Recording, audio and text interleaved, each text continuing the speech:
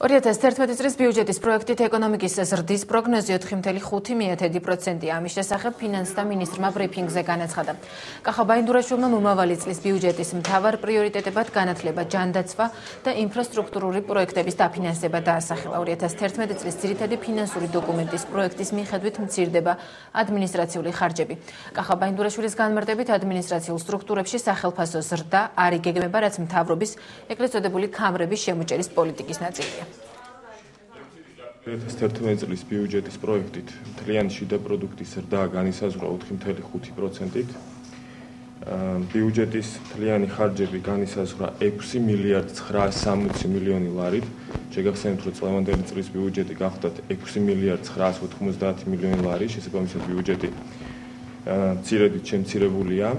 დეფიციტი განისაზღვრა 4,3%-ით, რაც არის 2%-იანი შემცირება წელს დაგეგმილ 6,3%-თან შედარებით. ბიუჯეტის შემცირების მიუხედავად, პრიორიტეტული მიმართულებების დაფინანსება მაინც იზრდება და შესაბამისად გაზრდილია განათლების, ჯანდაცვის და ინფრასტრუქტურასთან დაკავშირებული პროექტები.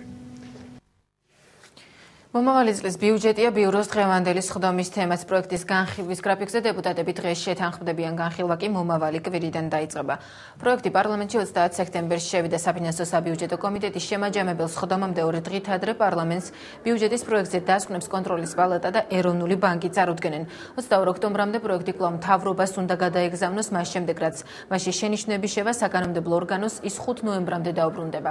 აღნიშნული პროცედურის შემდეგ ბიუჯეტის პროექტი მთავრობას კიდევ ერთხელ გადაეცემა და საბოლოო ვარიანტი პარლამენტის სიითი შემადგენლობის უმრავლესობის მიერ დეკემბრის მესამე პარასკევამდე დამტკიცდება.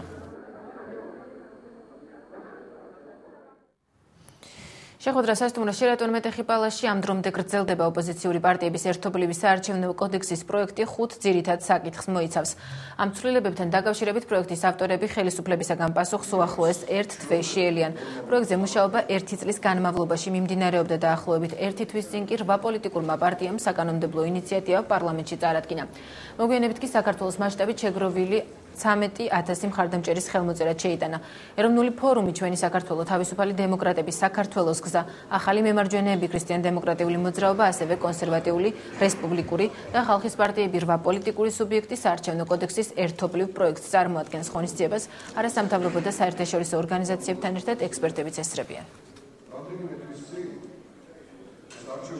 საინტერესოდ და რთულად კონსულტაციების პროცესი საარჩევნო გარემოს და კონკრეტულად საარჩევნო კანონის შეცვლის თაობაზე ჩვენ დავიწყეთ შარშან სექტემბერში და დღევანდელი კონფერენცია 1 წლის მუშაობის შედეგია პრაქტიკულად. საარჩევნო სისტემა, ეს გახლავთ წინა საარჩევნო კამპანია, საარჩევნო ადმინისტრაციის დაკომპლექტების წესი, ეს არის საარჩევნო სიები, ეს გახლავთ არჩევნების დღე, ანუ პროცედურული საკითხები და ბოლოს დავები. ანუ საარჩევნო დავებთან დაკავშირებული საკითხები. ეს არის 6 ძირითადი მიმართულება, სადაც ჩვენ გვაქვს ჩვენი მოსაზრებები, ეს მას არ ნიშნავს, რომ სხვა საკითხებზე ჩვენ საუბარს არ ვაპირებთ, საუბარი და საკითხები კიდევ უფრო მეტია და ბუნებრივია საუბარი გაფართოვდება და გაგრძელდება. ხელისუფლებას გაუჭირდება უარის თქმა იმ სამართლიან მოთხოვნებზე, რომელიც ამ დოკუმენტში, ერთობლივ დოკუმენტში არის წარმოდგენილი. ამიტომ ნახოთ, საზოგადოება დაინახავს, ხელისუფლება სააქტო არა ნებისყოფა და უნარი იმისი, რომ საარჩევნო გარემოს შეცვლასთან დაკავშირებით ნორმალურ ცივილურ ფარგლებში რაიმე პოზიტიური გადაწყვეტილება მიიღოს. ახერხებთ, დავსვდეთ ერთ მაგიდასთან და დავიწყებთ იმ საჭიროებო საკითხებზე საუბარი, რომელიც ამდენი წელის განმავლობაში აწუხებს ჩვენ საზოგადოებას. მე ვფიქრობ, რომ ჩვენ ძალიან ბევრი რაღაცის გაკეთება შევძლებთ. თავარია, რომ ხა ერთიანი ძალებით, ერთიანობით ჩვენ გამოვიდეთ მოლაპარაკების პროცესში ხელისუფლებასთან. დღესაც რომ დაინიშნოს დაუშვათ საპარლამენტო ან საპრეზიდენტო არჩევნები, ისევ რა თქმა უნდა მოგებული დარჩება სააკაშვილი ან მისი გუნდი, იმიტომ რომ მთლიანად საარჩევნო პროცესის მთელი ბერკეტები არის მათ ხელში. სახელისუფლებო რესურსიდან დაწყებული ნებისმიერი გაყალბებით, ნებისმიერი სხვადასხვა წარმოუდგენელი მეთოდით. ჩვენ გვაქვს ჩვენი კონკრეტული ცვლილებები. თუ კი მოხერხდება და ამ ცვლილებებს გავიტანთ, მაშინ გაძლევთ იმის გარანტიას, რომ მომავალ არჩევნებში ნაციონალური მოძრაობა ნამდვილად აღარ იქნება უმრავლესობაში. საარჩევნო გარემოს გაუმჯობესება არის ერთ-ერთი მთავარი და სერიოზული პრობლემა საქართველოში, რომელზეც ყველა პოლიტიკურმა ძალამ უნდა მოახდინოს მაქსიმალური კონცენტრირება და მე თქმა უნდა მივესალმები ამ წამოწყებას, როდესაც ამდენი პარტია ერთად ჩდება და ფაქტიურად ერთად განიხილავს ამ საკითხებს. ეს არის ძალიან წინ გადადგმული ნაბიჯი, მთავარია რომ მას მოყვეს კონკრეტული შედეგი. ჩინური საქართველოში ინგლისურის შემდეგ ყველაზე პრესტიჟულ ენად შეიძლება იქცეს ამენი სწავლებისაკენ საქართველოს პრეზიდენტმა საკუთარ მოქალაქეებს უკრაინულ გამოცემასთან საუბრისას მოუწოდა. ბულვარ გორდონო მიხეილ სააკაშვილთან ინტერვიუს სრულად აქვეყნებს. პრეზიდენტმა ისიც აღნიშნა, რომ საქართველოში სკოლის პედაგოგის ხელფასი $400-600 აღწევს. ამ საკითხის გარდა მან ქრთამის აღებ მიცემობის შესახებაც ისაუბრა. ზოგიერთები ამბობენ, რომ კორუფცია ხელისუფლების მაღალ ეშელონებში დარჩა. ეს მტკნარი სიცრუეა, შეუძლებელია ვიღაც იყოს კორუმპირებული და ვიღაც არა, ისევე როგორც შეუძლებელია ვინმე ნახევრად ორსული იყოს, განაცხადა პრეზიდენტმა. სააკაშვილი რუსეთთან ურთიერთობებსაც შეეხო და აღნიშნა, რომ საქართველოში გასაყიდად გატანილი ობიექტების 10-15% რუსებმა შეისყიდეს, თუმცა რადგან გაყიდვის პროცესი ჩვენს ქვეყანაში გამჭვირვალედ მიმდინარეობს, მათ ქართულ ეკონომიკაზე გაბატონება ვერ მოახერხეს. უკრაინულ გამოცემასთან საუბარი კი პრეზიდენტმა ოპტიმისტურ ნოტაზე დაასრულა. მიუხედავად იმისა, რომ ჩვენზე ყურადღება რუსეთთან მტკივნეული ურთიერთობების გამოა გამახვილებული, ევროპული სახელმწიფოებისათვის ადვილად მოსანელებლები ვართ. ამასთან უძველესი ქრისტიანული კულტურა გვაქვს, რომელიც ევროპულ ღირებულებებს სრულად იზიარებს. ამიტომ ვფიქრობ, რომ ნატოსა და ევროკავშირში იმაზე ადრე შევალთ, ვიდრე ზოგიერთები ფიქრობენ, განაცხადა მიხეილ სააკაშვილმა.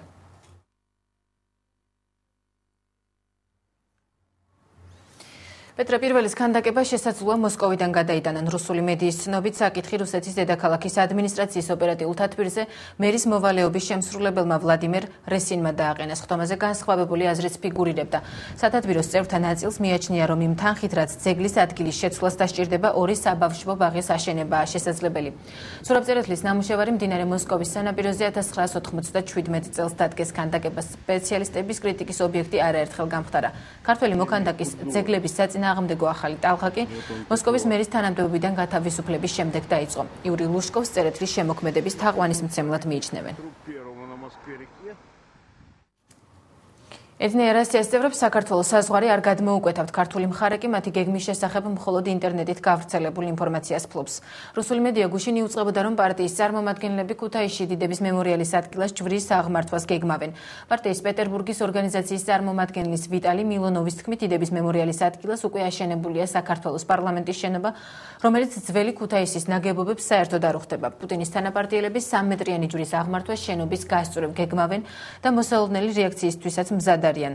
თუ დაგვაკავებენ ადმინისტრაციული კოდექსით დასჯადი დანაშაული, არ გვექნება ჩადენილი შესაძლოა 6 კვადრატული მეტრის მწვანე საფარის გაფუჭებისთვის მხოლოდ ჯარიმა გადაგვახტევინონ, მაგრამ არც ერთი ნამდვილი ქრისტიანი ქართველი ჯვარს მიწიდან არ ამოიღებს, განაცხადა მილონოვმა. 2009 წლის 19 დეკემბერს ქუთაისში საქართველოს პარლამენტის შენობისთვის ადგილის გასათავისუფლებლად მეორე მსოფლიო ომის დროს დაღუპულ ჯარისკაცთა დიდების მემორიალი დაანგრიეს. აფეთქებას 2 ადამიანის სიცოცხლე ემსხვერპლა. უღირსი საქციელი, რომელსაც რუსეთი ბელორუსიასთან ურთიერთობაში აუცილებლად გაითვალისწინებს. საკუთარ ვიდეობლოგზე დიმიტრი მედვედევი ბელორუს კოლეგას პირობის დარღვევაში ადანაშაულებს. მისი თქმით, ლუკაშენკომ აფხაზეთისა და სამხრეთ ოსეთის აღიარების მზადყოფნის შესახებ 5 კოლეგის თანდასწრებით განაცხადა. მედვედევის მტკიცებით ამის შესაბამისი ჩანაწერის არსებობს, თუმცა შემდეგ ეს საკითხი პოლიტიკური ვაჭრობის მუდმივ ობიექტად იქცა. ბელორუსის პრეზიდენტმა ალექსანდრე ლუკაშენკომ გასულ კვირას განაცხადა, რომ მზად იყო აფხაზეთისა და ეგრეთ წოდებული სამხრეთ ოსეთის დამოუკიდებლობა ეღიარებინა, თუმცა რუსეთმა მინსკისთვის ამ ნაბიჯის შესაძლო შედეგების კომპენსირება არ ისურვა. მოსკოვმა აფხაზეთისა და ეგრეთ წოდებული სამხრეთ ოსეთის დამოუკიდებლობა საქართველოსთან ომის შემდეგ 2008 წლის 26 აგვისტოს აღიარა. დე-ფაქტო რესპუბლიკების დამოუკიდებლობას რუსეთის გარდა ამ დრომდე მხოლოდ ნიკარაგუა, ვენესუელა და ნაურუ ცნობს. ჩვენი ერები ერთმანეთთან მჭიდროდ არიან დაკავშირებული. ამიტომაც გასაკვირია, რომ ბოლო პერიოდში ბელორუსიის ხელმძღვანელობა ანტირუსულ რიტორიკას მიმართავს. ბელორუსიაში წინასაარჩევნო კამპანია მთლიანად ანტირუსულ, ისტორიულ ბრალდებებზეა აგებული. თითქოს ჩვენ მხარს არ ვუჭერთ ბელორუსებს და ბელორუსიის ეკონომიკას. აქედან ნათლად ჩანს, რომ მათი სურვილია ორი სახელმწიფო, განსაკუთრებით კი ორი ერი ერთმანეთს დაუპირისპირონ. რაც შეეხება სამხრეთ ოსეთისა და აფხაზეთის საკითხს, ადრეც არაერთხელ მithქვამს, რომ ამ ორი სახელმწიფოს აღიარება ან არაღიარება ყველა ქვეყნის სუვერენული უფლებაა. არასოდეს არავის ზეწოლა არ მოგიხდენია, თუმცა ეს ჩვენთვის სულ ერთი არ არის. ჟენევის საერთაშორისო დისკუსიების მომდევნო 3 შეხვედრის თარიღი უკვე ცნობილია. სოხუმში ვიზიტისას ევროკავშირის სპეციალურმა წარმომადგენელმა პიერ მორელიმ განაცხადა, რომ მე-13 რაუნდი 13 ოქტომბერს, მე-14 რაუნდი 16 დეკემბერს, ხოლო მე-15 შეხვედრა 2011 წლის მარტის დასაწყისში გაიმართება. ჟენევის დისკუსიების თანათავმჯდომარეებმა პიერ მორელიმ და გაეროს წარმომადგენელმა ანტი ტურუნენმა განრიგი და დღის წესრიგი სოხუმის რეჟიმის საგარეო საქმეთა მინისტრთან მაქსიმ ღვინჯიასთან და დე-ფაქტო ხელისუფლების სხვა წარმომადგენლებთან განიხილეს, როგორც ბორელი აღნიშნა, საერთაშორისო შუამავლების მიზანი მხარეებს შორის პოლიტიკური დიალოგის განვითარება და მთავარ საკითხებთან დაკავშირებით თანხმობის მიღწევა იქნება. სოხუმის რეჟიმის წევრები კი შუამავლებისაგან მაქსიმალურ ობიექტურობას და სამართლიანობას ელიან. თავარი არის ის, რომ ჩვენ სულ უფრო მეტი პროგრესი ვიქონიო ჟენევის მოლაპარაკების ფარგლებში, ვინაიდან იცით ასევე თქვენ, რომ ეს არის ერთადერთი ფორმატი, რომელიც ამ შემადგენლობით შესაძლებლობას აძლევს საქართველოს მონაწილეობა მიიღოს უშუალო საკითხების განხილვაში, რომელიც ეხება ოკუპირებულ ტერიტორიებზე დევნილების საკითხს და მათი უსაფრთხოების საკითხს. შესაბამისად, ჩვენ იმედს ვიტოვებთ, რომ ამ მოლაპარაკებებზე მაინც მეტნაკლებად წარმატებას ვიქონიებთ, თუმცა სამწუხაროდ აქამდე განსაკუთრებული პოზიტიურობით შედეგები არ გამოირჩეოდა.